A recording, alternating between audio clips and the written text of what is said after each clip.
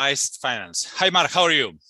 Great. It's always a pleasure to meet the Chainlink community. I'm a Marine since quite a while now, and always a pleasure to meet again the community. Perfect. Today we will talk about DeFi because I think it's one of the most important topics right now in blockchain ecosystem. So I've prepared some questions.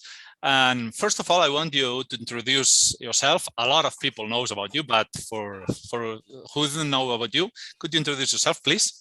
Yeah, of course. So I'm Marc Zeller. You can probably already hear it. I'm French, and I'm in the Ethereum ecosystem since 2015.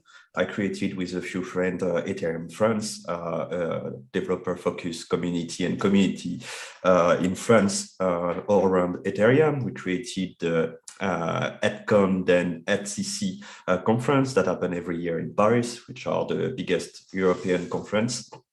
And I had the honor to join Atlant in 2019 for the beginning and preparation of the launch in 2020 of AAVE, which is a liquidity protocol that is part of what we call DeFi, decentralized finance, where anybody can bring assets liquidity or take liquidity for the cost of interest rates.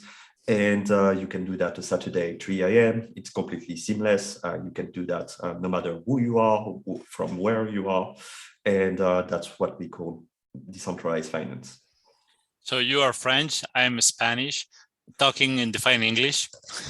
Yeah. What could be wrong? That's great. Fantastic. Okay, let's go. First of all, in order to begin talking with some basic terms, what is DeFi?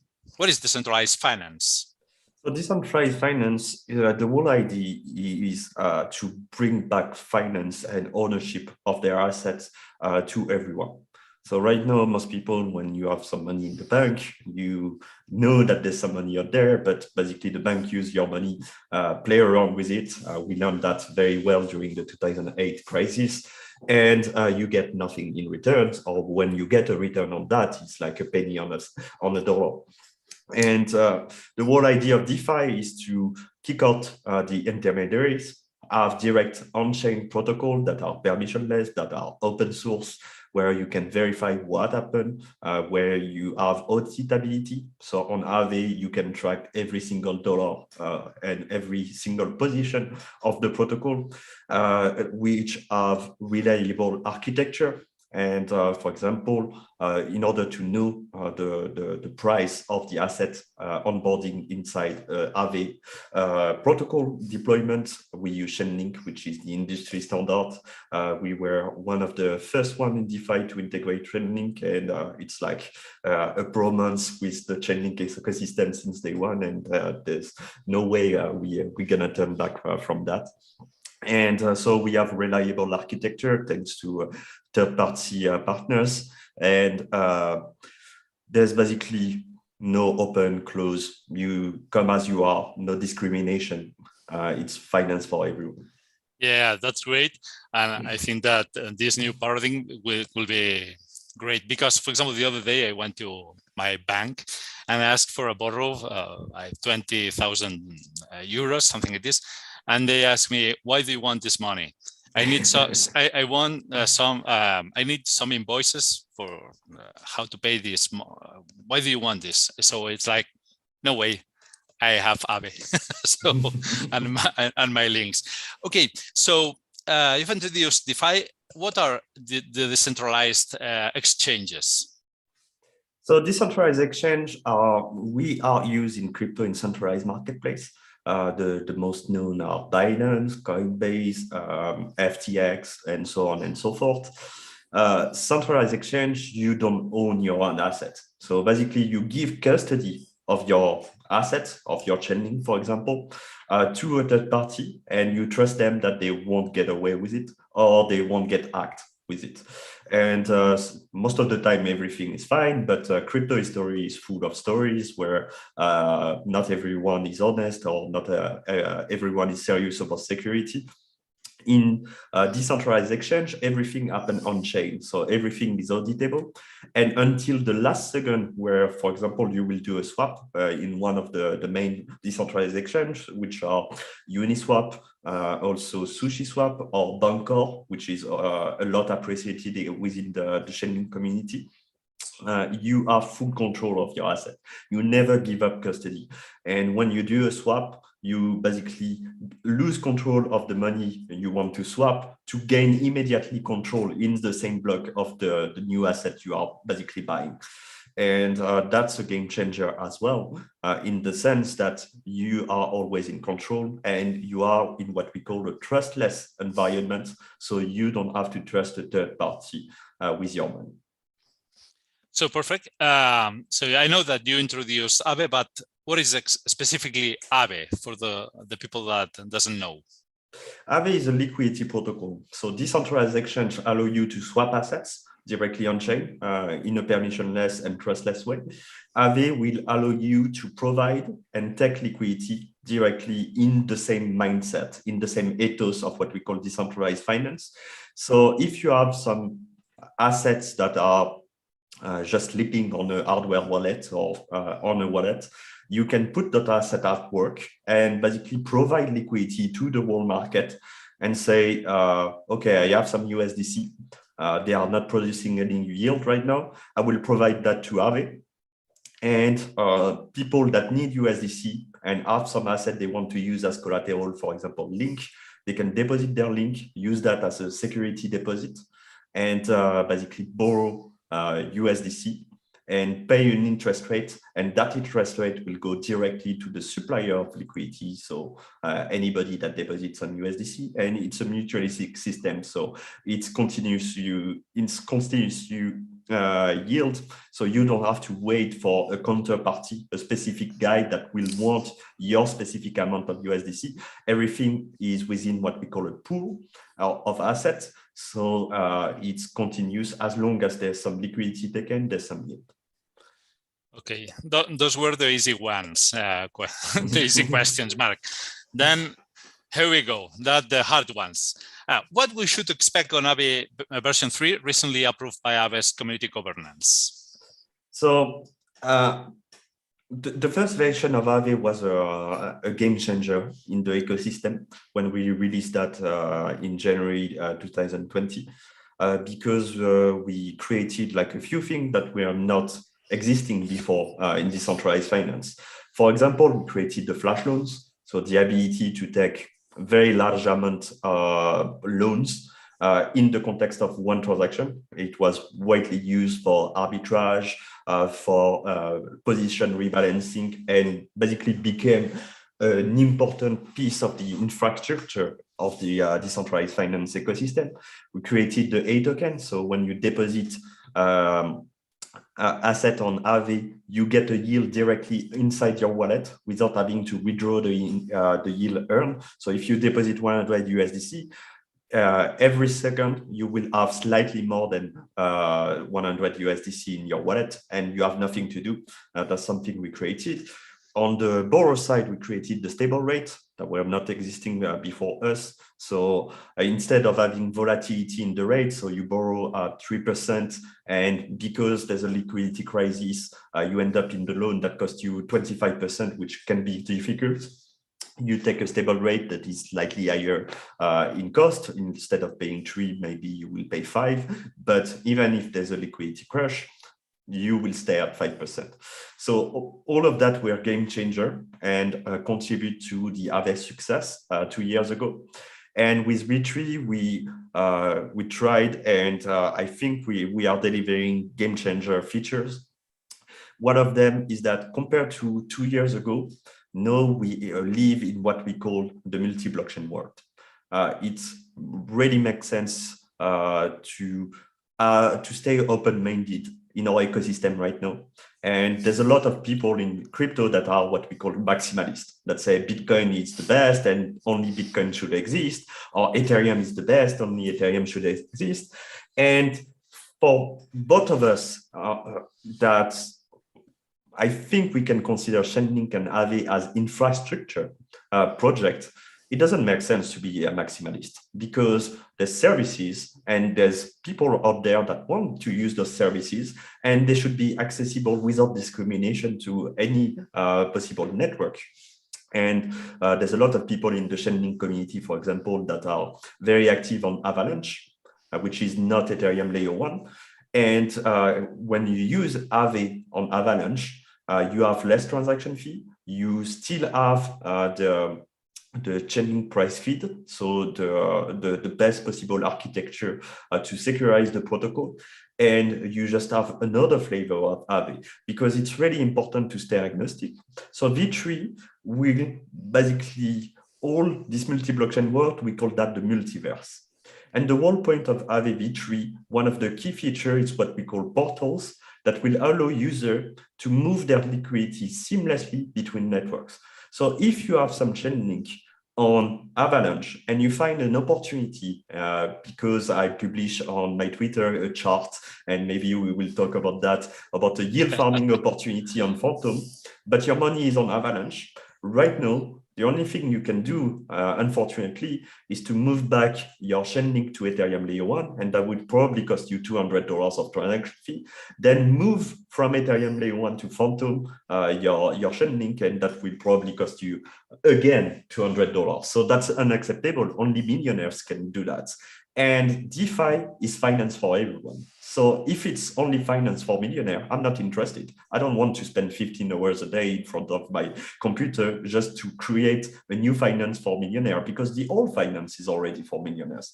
And the answer to that is to allow and supercharge the layer 2 to layer 2 bridge that already exists but have some liquidity constraint with portals. And portals allow you to teleport instantly with very, very little cost, a negligible cost, your liquidity from one network to another network, as long as there's a deployment on AAVE on both networks. And in order to make portals interesting as a feature, you understand that what should happen is that AAVE is deployed basically everywhere. It seems like CCIP will appear on this. Yeah, because how do you communicate that you have some money here and you are ready to basically destroy that money on Avalanche, and you want to create money on the other side instantly that is the same amount in a secure way on a new network? You need to communicate between blockchain. You need cross-chain interoperability protocol, and that's what CCIP stands for. So Chainlink is the cornerstone of this new feature, and the infrastructure that allows this cool feature for the end user. There's pure synergy between Chainlink and AAVE on this one. So a lot of people ask me for an alpha leak on this. I don't know if you're working right now with CCIP. It's under development on Chainlink, but I don't know if you are trying or testing this. I don't know if you could ask this question. It's a bit early, but I think the hint... It's confidential. It's still under development, but I think the hints were pretty clear over the past few weeks. So I don't know if a lot of people will be surprised when the time will come to announce more details. That sounds great. That sounds great. So I had another question from our community. Are you working on under collateralized lending? Yes. And we go back to portals. So basically, the cornerstone of the portal feature is the ability for whitelisted entity to basically mint and burn A tokens. What is a A token? The A token is the representation of a deposit into AAVE. So if you have USDC, 100 USDC on Avalanche, you want to deposit that into AAVE, you will end up in your wallet with an IOU token, which is called an A token, and you will have 100 AUSDC. And for portals to work, the AAVE governance, because we are a decentralized protocol, will whitelist specific infrastructure entities to mint and burn A tokens in the context of what we call credit lines. So if as a user, you send 100 AUSDC to a very specific smart contract. That smart contract will be able to burn, to remove that AUSDC on Avalanche, for example, from circulation. This AUSDC will not exist anymore.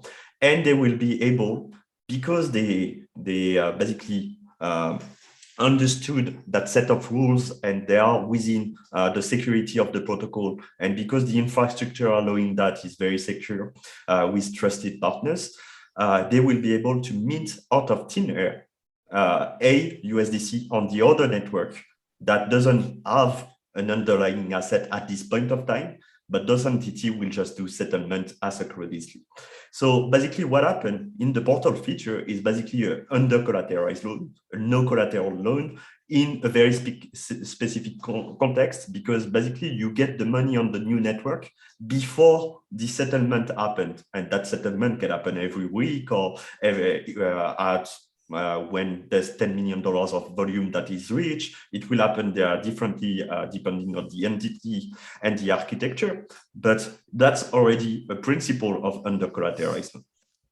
So what we learned is that AAVE V3 allows specific entities to basically mint and burn A tokens. And with the center of gravity of feature, you can basically have another range of use case. So under collateralized loan directly. So I'm a person and I say, hey, please give me 100 Bitcoin. I promise I will pay you back. That's not something that can happen overnight, because obviously everything is permissionless. So we cannot just rely as a protocol, as a serious protocol that has the user funds and the security of the users at top priority. That's not something that can happen. But you can imagine in the future a DAO, for example, that say, oh, I want to do credit scoring on the blockchain. And because I'm a DAO, I have a treasury of X amount of ETH, X amount of Link, X amount of USDC. And I will do my due diligence with my own user in a permissioned or permissionless way. It's up to the third party to do that, and say, as an entity, as a DAO, I want a credit line with the AAVE protocol. And basically, if something bad happens, I will be the liquidator. I will be the entity that will pay back on behalf of my users.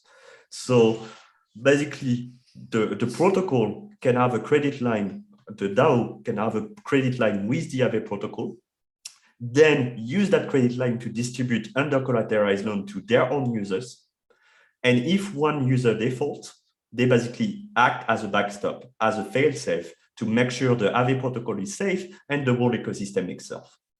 And if you have like 1% of failure, that's not an issue, because, or even 10% of failure, that's not an issue, because the credit line is always relative to the treasury of the DAO or the protocol that is the whitelisting entity to create this kind of thing. I don't know if that was clear. It was a bit complex, but that's pretty powerful. Sounds very, very interesting, but very, very complex. Well, let's figure out how it works in the near future. So before we enter to those epic French charts that you did, so I want to ask about AAVE Arc, AAVE Arc. I think it's a new improvement, a new development that you're working on. So I think people that listen to us have understood that basically blockchain is evolving into a multiverse, because there's different people out there that has different kind of needs, that have this different objectives, that are from different communities. And the answer to that is not to say, hey, this is the perfect stuff and you have to adapt, or you basically are not good and you should adapt. No, the answer to this is for us as infrastructure project, to adapt to all these different audience, to have a whole range and spectrum of services. And when I said at the beginning, and that's something that is really important for me, DeFi is for everyone, that means the full spectrum. That means the people that only have like $100 of value as savings, or even less than that, and they need to have access to AAVE in very cheap networks where they pay 1 cent of transaction fees, such as Polygon or Avalanche last week and probably next week. Right now, the transaction fee on Avalanche are a bit more expensive, but that's not something that that will last.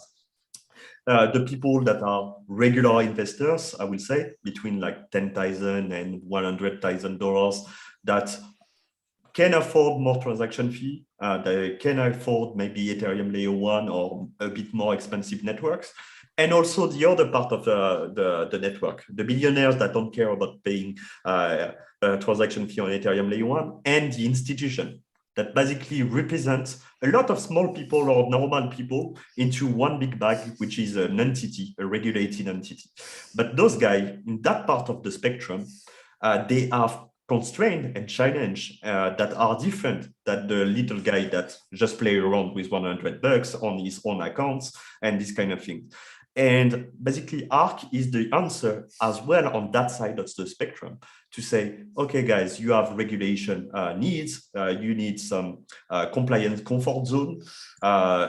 This version of AAVE Arc introduce full permission need, not permissionless, permission need ecosystem where everybody is whitelist, where to access, you can have access to a custodian. It's under the governance of Fireblocks, which is a very reputable and trusted custodian in the crypto ecosystem.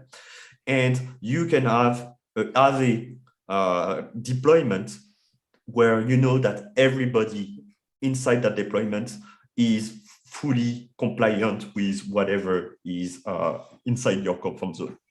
So ARC is a big thing because it allows institutional money to basically get into DeFi. And there's something that is very important for us as a community is that the more, it's not DeFi against CeFi. It's not a war. The whole end game is that DeFi becomes the back end of CeFi. So basically, CeFi will still exist because there's some regulation, because it's easier in terms of UX, because not everybody wants to have a ledger like I have to under their transaction themselves. Not everybody wants to handle the wallet or this kind of thing. So they will go to their regular institution, and those institutions, they will basically batch and reach economies of scale to deposit on behalf of their clients. To have access to decentralized finance service. And if the backend of finance become DeFi and CeFi is merely the front end, we basically win because we recreated a finance that is auditable, that is transparent, that is permissionless and also permission need, that is really more interesting, I think, than what we currently have. Yeah. At the end, we just win, no? I think so. We all gonna make it, right? yeah. We are all in this together. Yeah, exactly. Yeah. So you were talking about there are some decentralized finance exchanges, and you think there is a lot of competition in this, or do you think that there are some synergies? I think that's the whole difference between centralized finance and decentralized finance. There's no such thing as real competition in decentralized finance. I don't think so. The ecosystem is really early. It has a lot of potential for growth. Like almost nobody use DeFi this day in terms of compared to the whole general population. Yeah. Like the ecosystem can grow 10,000 times compared to now and still be completely accessible. And so, and especially what is interesting with on-chain decentralized finance services is that you can do what we call in the community DeFi Legos, money Legos. So you basically use one protocol, then leverage that protocol to do other actions, to basically create your own strategy. And we call that yield farming in the ecosystem, that end up with a better yield and more interesting services that cannot exist if you just take the protocols within what I will call silos. Like right now, AAVE alone is not really interesting.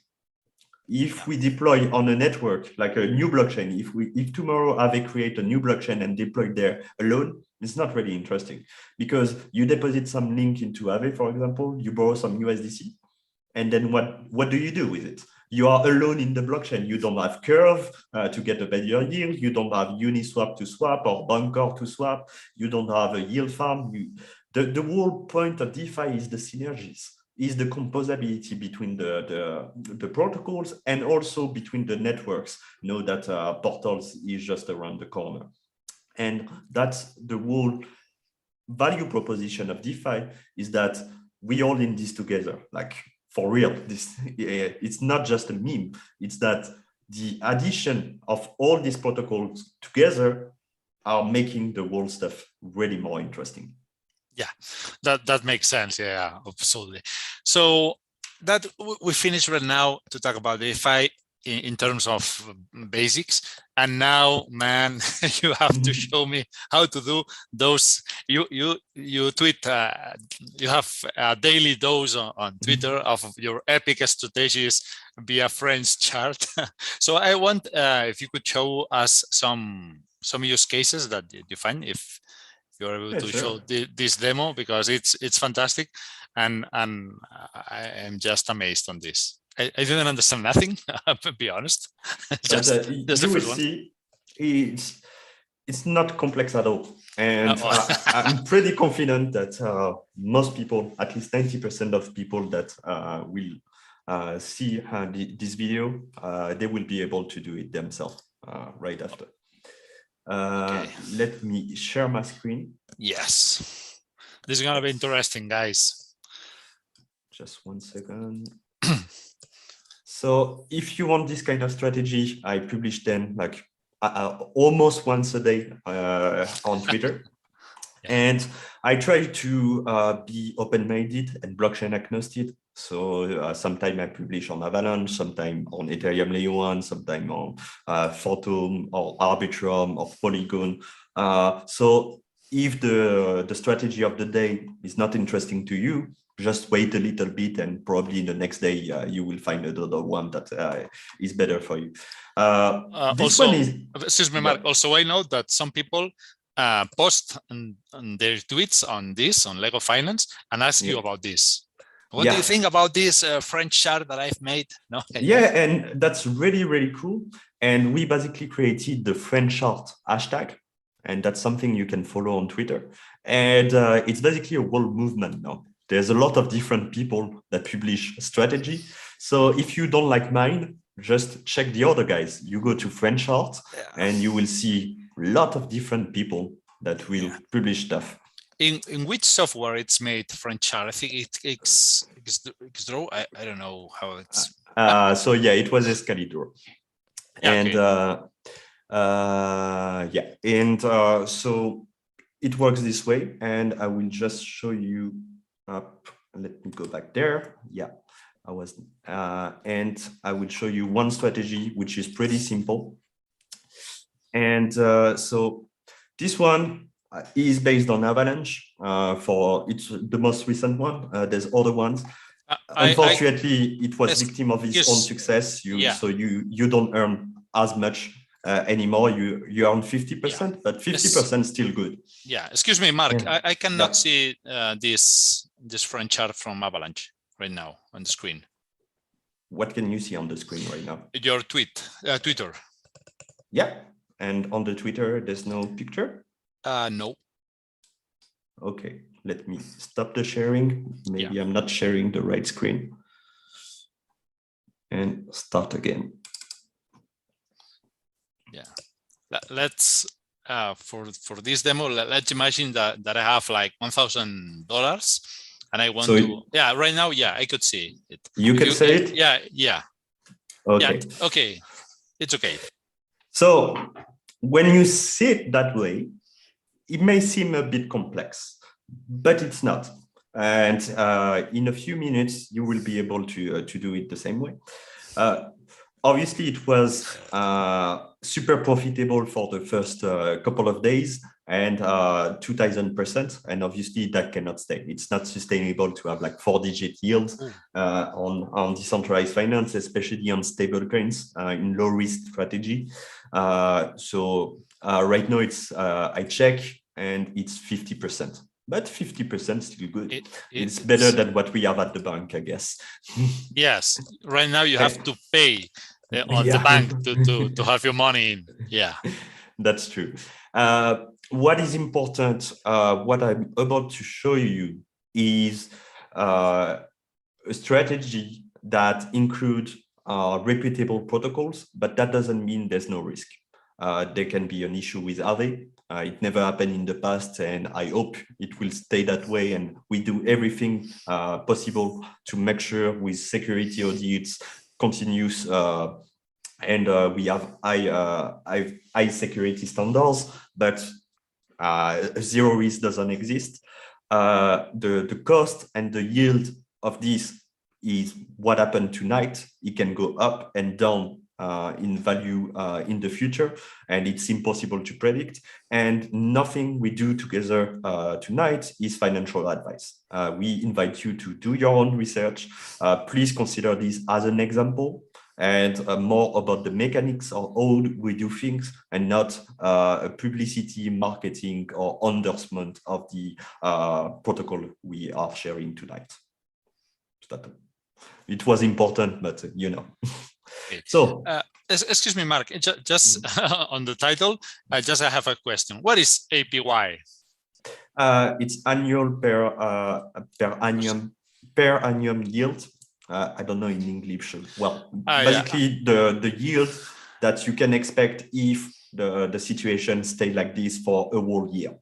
Obviously, it never stay like this for a whole year. And the whole point of yield farming is to have strategy that you rotate. We call that crop rotation regularly to keep yourself in situation where you have high yield. And if you are experienced enough, if you basically know where to go and you do your own research and your homework, you basically can maintain high yield even if you switch strategy like several times along the year. So how do we read a chart? For this one, there's two starting points. One with both of them with AVAX. One will use the AAVE protocol, the other will use the DeFi protocol. Mm-hmm. And because with one you will end up with DAI, and with the other one you will end up with MAI. Both of these strategies converge in the curve.finance protocol, which is here, and then is deposited into the ChiDAO protocol. So that's a real illustration in real life of what DeFi composability, synergy between protocol is. So let's start with AVAX. You can see my wallet, guys. Yeah, connect to the frame, injecting as frame, a pure mathematical state. Yeah. You cannot see the... No. Oh, well, that's better. So you don't see my... So let's start by going to AAVE. So I'm going to AAVE. And I will connect my wallet. I will do browser wallet. You cannot see my wallet, but I just approve the AAVE protocol. I select Avalanche. On my wallet, I'm connecting on Avalanche. And you can see that in this account, I have $1,250 worth of Avalanche, of AVAX. Because the transaction fee are not that high, you can do this kind of strategy with like $500 if you want. And that's basically what we're going to do. What we're going to do is that we're going to deposit some AVAX into AAVE. And we're going to do that right now. Be very careful when you deposit a native asset on a blockchain. Don't deposit everything you have, because you need some of this native asset to pay the transaction fee. So if I do maximum right now, I will not be able to do any other transaction after, and I will basically be locked in my position. So be really, really careful when you do that. Doing this transaction will cost me around $2, and that's expensive for Avalanche.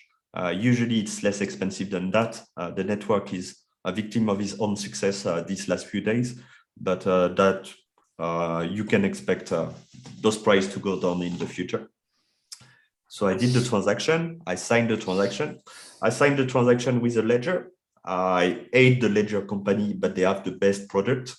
So this is not a marketing or publicity of a partnership, but this is what we call a hardware wallet that keep your crypto and your private key safe. You can use other wallets if you want. Trezor is famous as well. Grid Plus is famous. There's other ones. Do your own research on that, but please, if you have like important amounts into the blockchain, please buy yourself a hardware wallet. So you are using your Ledger wallet address right now. You are connected with your Ledger to AAVE. Okay. Yeah. And that's directly with one wallet that is called Frame, but you can do the same thing with MetaMask or anything else. So right now the transaction is not passing. So I will just increase the gas. That will cost me more money. You don't have to do this at home. You just have to be patient. But because it's a demo, I'm ready to waste a bit of money to not waste your time. Your time is more precious to me than my money.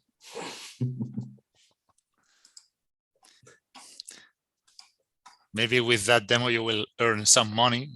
Yeah, that's the point. So you can see I paid way more than expected. It cost me $4, $4.30 to do this transaction. If you do it, if you take your time and the Avalanche network is normal, you will pay probably 50 cents. So don't consider those costs as normal cost on Avalanche. So what happened? We will go back to AAVE right now. And we can see that now I have some AVAX, the native asset, into AAVE. And I'm started to make money already. So I deposited 10 AVAX, and I already have more than 10 AVAX. Because what is happening right now is that I get some yields. People that borrow some AVAX into AAVE are using part of the AAVE liquidity, and because I provided liquidity, I get my fair shares as a liquidity provider, and I'm paid 1.77% to do that.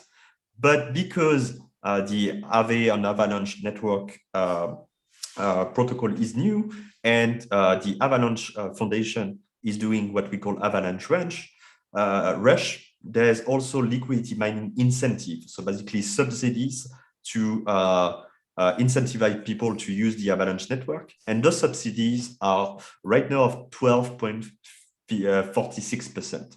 So right now what is happening is that I did one transaction that cost me $4, and on my 10 AVAX, I get an APY plus another APY that is right here in terms of rewards that I can collect, and I can collect that anytime. And because this is DeFi, I don't have to wait 1 year to get my yield.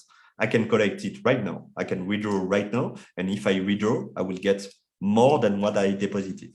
That's the whole point of DeFi. You have continuous yield on your deposit. But we will not stop there because 13% is not enough. That's right. We are yield farmer, and all of you are experts. Venga, vamos a por todas. So what we will do together, we did this. This is the first step. We add some AVAX, and now we have A AVAX, so the A token representation of AVAX. And that A AVAX, I can use it freely on any protocol I want. But what I will do with it is use that as collateral to borrow some DAI.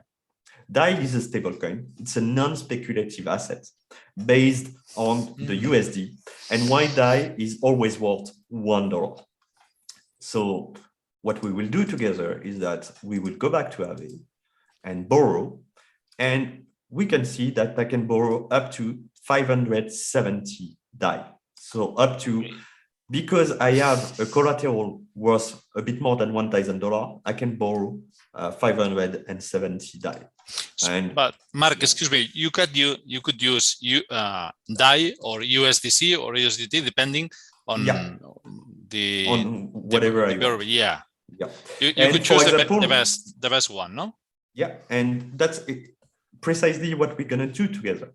So right now, borrowing DAI will cost me 5%, and I will get paid 2.5%. So the net cost of borrowing DAI is 2.5% because I pay 5%, but I'm paid 2.5%. That means the net cost, what I pay minus what they pay me, is 2.5. Wow. So it's not really interesting because if I borrow USDT, I pay 3.6 and I get 2%. So 1.6. So it's better. It costs me less. Yeah. And this one, it's even better. If I borrow USDC, it costs me 3.8 and I get 2.6. So it's 1.2. So right now, the best, the less costly borrow is USDC. So let's borrow USDC. And let's borrow.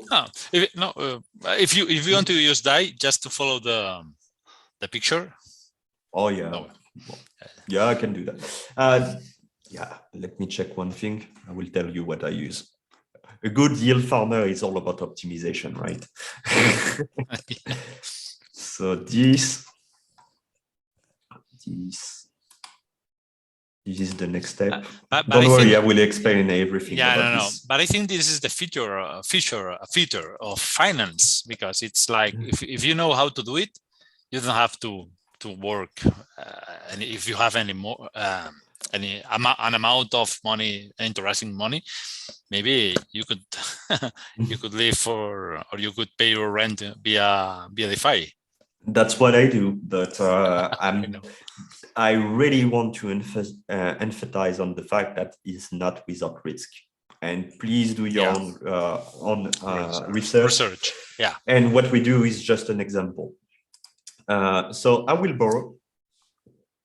I have a bit more than $1,000 of collateral. I borrow 500 DAI, and I will ask.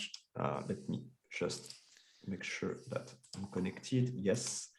See, just to be clear, you have right now, you have borrowed 500 DAI, collateralizing your 10 AVAX. Exactly. Avalanche. Yeah. Okay. And what happened is that on my ledger, they asked me, do I want to, you cannot see it that well. Yeah, but no worries. You get the idea. Do you want to sign? And I sign directly on my ledger. Yeah, okay. Do this transaction. And I paid more than what is needed in transaction fee because I value your time, and that's already done. So now when I go to my dashboard, I have this amount of collateral, this amount that is borrowed. So this amount will increase because I have to pay the interest rate continuously. The amount I owe the protocol increase every second. That's normal. But this amount goes towards my yield as well. So this increase as well every second, plus this increased as well. So right now, I'm making on that side 12.5 plus 255, and that goes here, and 1.77 goes here. So now I have some DAI, and I have an Earth factor because I borrowed 500. This is my collateral. The maximum LTV I can have is 50% with AVAX on the AAVE protocol. That means that I use most of my LTV, loan to value, that are my borrowing power within the protocol. And that's the part that is really important. And I want you to focus on this, is that if the value of AVAX go down to a specific point, it can happen, a liquidation can happen. So basically, my position will not be collateralized enough in the eyes of the protocol. If we, right now I'm at 43% LTV. If I go to 65, this is what we call a liquidation threshold. And if that happens, that means that the protocol thinks that my position is not safe enough for the protocol, and my position is up for liquidation. So anybody in the world can basically pay back my debt on my behalf. So pay the DAI, there's no more debt, and get paid with my collateral for that services to make sure the protocol is safe. And the liquidation process is really important because it makes sure that if you bring some DAI and I don't pay back, someone will pay back for me and make sure that you can withdraw your 500 DAI. So That's important. That is all synthesized in what we call the R factor. It's 1.5% in this situation. If it goes below 1, you basically lose a part of your collateral, but you keep the DAI, and so don't get liquidated. That's important. So what we did together. Excuse me, Marc. So if you are liquidated, you maintain your DAI in this case or not? Yeah. You maintain your DAI, but you don't maintain, obviously, your collateralized AVAX. Not all the AVAX. So the AVAX corresponding to the amount of DAI will be taken, plus what we call the liquidation bonus, which is usually between 5 and 15%. I think in this context is 5%. So I will lose $500 worth of AVAX plus 5% of $25 worth of AVAX. The rest I keep. Yeah. So, for example, for you, which health factor could be appropriate to do these kind of things? So this is a very important question with a very specific This is answer. not financial advice. This is not keep calm. So for me, what we call a degen, it's 1.5 because I'm crazy. Don't do like me. Okay. If you are more conservative, if you don't spend 15 hours a day in front of your computer, if you want to have like good nights with not waking up 3 times a night to make sure you are not liquidated, it's not an advice. Everyone is different, but above 2 and even above 2.5, it's much more comfy because even if the price of, if you are above 2, even if the price of AVAX go down of 50% in one night, nothing will happen to you. Obviously, the value of your collateral will go down, but no liquidation will happen to you. So this is crypto. There's a lot of volatility. Don't be a degen like me, or if you are a degen, know the risk you are taking. Yeah. The other day I borrowed some USDC on AAVE with a health factor more than 4. So I'm not I'm not a degen. I'm not a more degen. than 4. It's all right. It's all right. Okay. Unless like there's like a World War III, but obviously if there's World War III, your loan is not the main priority. So anyway, you're fine. So what we did together, we did this. We had the AVAX at the beginning. We deposit that into AAVE, and we borrow some DAI. Now we are at this step. You see, it's not that complex, and now we already almost at the end. What we're gonna do together is that put that DAI at work, because right now that DAI costs us money, and we are yield farmer. We are not here to spend money. We are here to make money. So what we're gonna do is that we're gonna put that DAI at work into a second protocol involved in this ecosystem, which is Curve Finance, and Curve Finance is the most efficient and the biggest decentralized exchange for stablecoins, for assets that are not speculative or without volatility between each other. So for example, DAI, USDC, USDT, MAI, they are stablecoin, they are pegged to the USD. So there's no volatility issue with them, because worst case scenario, the USDC is at 98 cents, or USDT is at $1.02. It's never, there's almost no chance that DAI will be at $3. So because they don't have volatility issue, Curve can be really efficient at swapping stablecoins between them. So you can provide liquidity into Curve and get your fair share of the volume. And because there's a lot of volume and a lot of interest of swapping stablecoin in the market, you basically get a yield on that. And that's what we're gonna do together. We're gonna deposit in one of the Curve pool. There's several ones. There's the AAVE ones and a lot of different ones. But today what we want is the MAI one. The MAI one, and we will see together why. And for this, let me check if I don't. Yeah, that's good. My one, and I will just go, the website is avax.curve.fi. Let me zoom. And you see I have 500 DAI. Yeah, obviously you should work on the same blockchain ever, because maybe there is people that don't understand these kind of things. So If you are on Avalanche, you should use Avalanche. Avalanche. on all the protocols. Yeah, and that's something that is like the Curve website is very specific, I will say, but you can pick the network. So they are deployed on many blockchains. And right now, what we want is Avalanche. So even if you don't know that the Avalanche curve is avax.curve.fi, you just do curve.finance or curve.fi, and then you go to network and you click on Avalanche and you will end up in the right network. But don't worry, if your wallet is on the wrong network, there's going to be like a big red box right now saying, hey, please change your network. So now we go to the My Pool and also, we deposit. But if you mess with this, you lose your money. Well, you cannot sign if you are in the, but yeah, you take some risk, so don't mess with it. Yeah, that's a good point. Don't mess with it. Thank you. Ask Marc for this. Okay. So let me deposit some DAI. And what is interesting is that because there's not enough DAI in this pool, but too much MAI, I'm basically paid to deposit because I'm helping the curve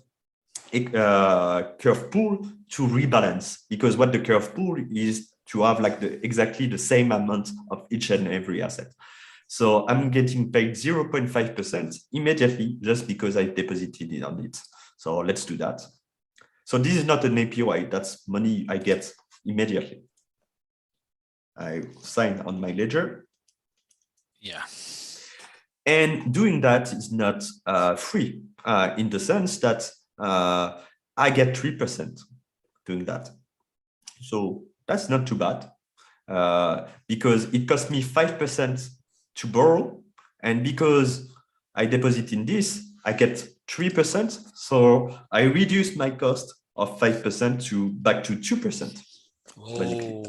Whoa. But because I'm paid already 2.5% to do that, well, that means that my net cost is 2%, but because I'm paid, I'm already in profit. So I'm starting to be paid to borrow, basically. Because the amount of my rewards, when we add all of them, versus the cost of borrowing is higher. I have more reward than my cost. So I'm already in profit territory. And also I'm in profit territory because my collateral makes money. Okay. Oof. So now I deposited. I have a dashboard, and we can see that I'm making 4 cents a day, which is not too bad. It's better than at the banks, and $1 a month. It's not that much, but you know, it's already something. But we want more than that. So now we go to a third protocol, and that's the next step. So we did this, and now we go to a third protocol, and that's going to be the last one for tonight. We deposit the asset we just have into CHIDAO protocol, and they have a specific yield farm. So I can go to farm, and we can see that I can deposit here, and I'm paid 53% to do that. So we are talking, this percentage is a year. A year, of course. Yeah. If everything stay the same for a full year, that would not going to happen, but obviously. But maybe it could be interesting for, I don't know, $1,000 to $10,000. But do you think it's appropriate to amounts, more important amounts on dollar? No, this is like a strategy for more smaller wallets. If you have like $1 million, you have other strategies. So I try to create strategy for also all different kind of audience, and this one is better like for smaller wallets, because you can see the whole liquidity of this farm is $1.1 million. So if you have like $100 or even $5,000 or even $10,000, you will not move the yield too much. But if you deposit 1 million, it will go to 53 to 25%. So it's less interesting. Yeah. So what I'm doing right now is that I approve the smart contract and I will deposit my curve fee. It will cost me, and that's really important to understand, it will cost me 0.5% to use that farm. So because the yield is 50%, at the beginning, I will not be in profit. I need a few days, 50% to 0.5%, I think it's like 3 days or something like that. I need a few days to recover that deposit fee. And after that, I start being in profit. So it's very important. Sometimes farms are free to use, and sometimes they cost money to use. So it's really, really important to know that beforehand, to check the website and to make sure that does this farm will still be profitable in 3 days. For very low quality farm, that's not really the case most of the time. That give you like 100%, 100,000% APY or these kind of things. And sometimes you have strategy that are not that are more long term. Like for example, this is an incentive for people to use the CHIDAO protocol. So we can expect that it will last a bit more. We cannot guarantee it will be 50%. Maybe it will be 20 or 30 when things stabilize. But we can safely expect it will not go to 0 overnight. So let's sign. And that's the last transaction because we did basically everything. Like what we did together, it's this last step. Yeah. And now we can see that as long as it's not confirmed yet, it will. Yeah, it's confirmed now. So I can reload the page. And now I have a deposit here. So they took me like 0.5%. So that's 40 cents. So I had 500 at the beginning and 40 cents now. And I'm earning 1.77 Chi per day, which is the native asset of this protocol. And we can see, oh, I got my first yield, 0.001. And 1.77, that's almost like 70 cents. So on $500, that's 70 cents a day. So that's not too bad because that's on $500, 70 cents a day. It's like 50%. So you can basically get $250 per year. Obviously, it will not last for a full year. And obviously, if you have like $5,000, it's like 17 G and so on and so forth. And I can harvest at any given time. I will not do it right now. We will wait a little bit, but I have my first fraction of a cent of yield that already happened to be here. In this case, Chi is not a token? It's a token. Ah. It's the native asset of the My Finance protocol, the CHIDAO protocol. Yeah. And I can use key, if I want to keep, I have two choices. Basically, I can harvest and sell it for more DAI, for example, and basically pay back my debt if I want to do that. Or I can take that key, send it back to Polygon. For very small amount, it doesn't make sense to do it, but for bigger amount, it makes sense. And on Polygon, I can stake that key and get all the part of the protocol revenue of this platform. So it's up to everybody to decide what they want to do with their assets. Yeah. And that's it. You're all expert farmers now. I think I should review this video like 10 times. So again. Just in 20 seconds, what we did together, we had some AVAX. We used that as collateral on the AAVE protocol in order to borrow some DAI, to do another collateralized loan to get a stablecoin, which is a non-speculative asset. We provided liquidity of that stablecoin into a second protocol, which is called Curve. And we get paid because we provide liquidity. Each time someone do a swap on Curve Finance, you basically get your fair share of the swap fees. And that liquidity token, we use that to get an incentive, a liquidity mining rewards with a third protocol called CHIDAO. Yeah. And so that's real synergy and composability, because we started with AVAX not making any money, and we end up with some DAI that are making 50%, while we are making 13% on our AVAX. So we are getting a yield that is better than the staking, because I think staking of AVAX is like 12% or 8%, something like that. So we have better yield than staking AVAX. And we have, on top of that, yield on stablecoin.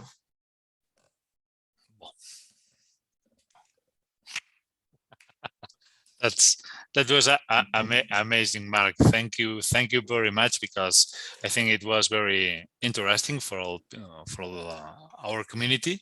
Because I invite some AAVE members. Let me check the chat if we have some questions. Next time we do that with link on Polygon. Yeah, that's the alpha leak of the night. Yeah. Okay, let's try again. I don't know. It's a lot of. Let me check again. Well, I have just to finish some interesting question. You say that maybe it's not too safe. Is investing in DeFi safe? I know there is some risk, but nothing is risk-free. So yeah. There's two ways to make money. The first one is to work. You don't always make a lot of money doing that, but it's almost risk-free unless you get fired. The second way is to take a risk.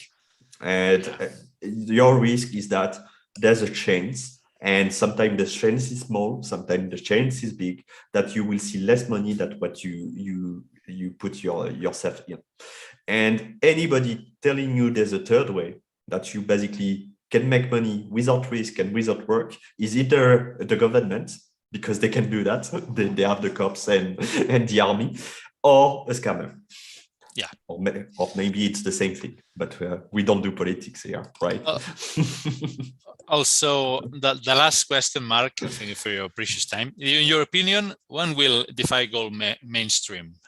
It's already mainstream. There's $250 billion on DeFi. Like, for example, I was working on this.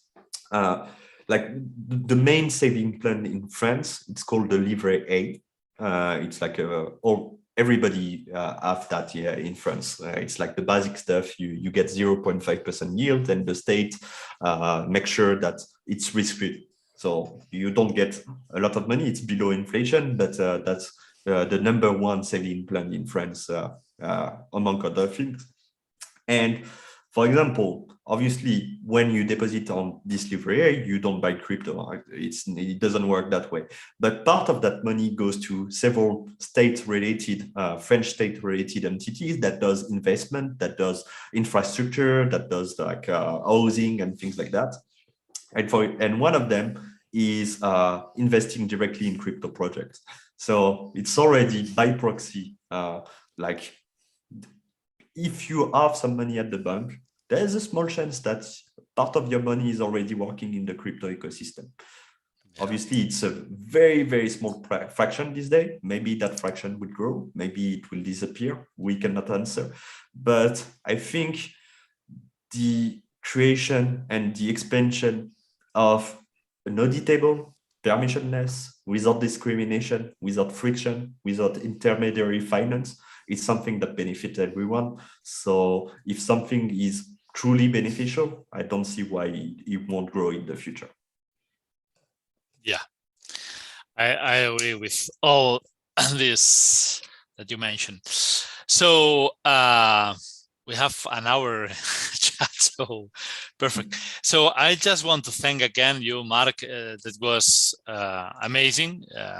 I think that I have more doubts right now because it was very impressive. So well, thank you very much, Marc, for your time. I think that we need another session, another masterclass on DeFi, because it's very, very, very interesting. So I don't know if you want to add something to our community. Yeah, I would love to come back and do a link-based strategy. It was not possible because today, because we obviously have Chainlink on AAVE. but only on Ethereum layer 1 right now. And to me, it's important that DeFi is for everyone. So I don't want to show a strategy that costs $300 of transaction fee. But the AAVE protocol is decentralized, and we add vote to add new collaterals on the other networks of AAVE. And among this vote was linked on as a collateral on Polygon. So it didn't happen yet because technical times, sometimes you need time to do stuff. And we have a high standard of security and safety for the users. But it will surely happen over the next few weeks. And when that happens, I will be more than happy to come back and do another strategy that use Link, because the Link community should use their int and put their Link to work. Okay. Thank you. Just I mentioned Zach Snyder from the community is watching this was so much more valuable than the work I was supposed to be doing. That's right. So, okay. Thank you. Merci beaucoup, Monsieur Marc. On va se rejoindre à Ethereum Barcelona if you will come. Exactly. I can't wait to meet the community there again. It's supposed to be end of March, early April. First week of April, I think. First week of April, I will be there. Yeah. And if you are listening to us and you are in Europe, want to visit Barcelona, I will be more than happy to meet you. Yeah, I will guide you on the secret Barcelona. Okay, thank you very much, Marc. Okay. Bye-bye. Bye-bye. Bye-bye, guys.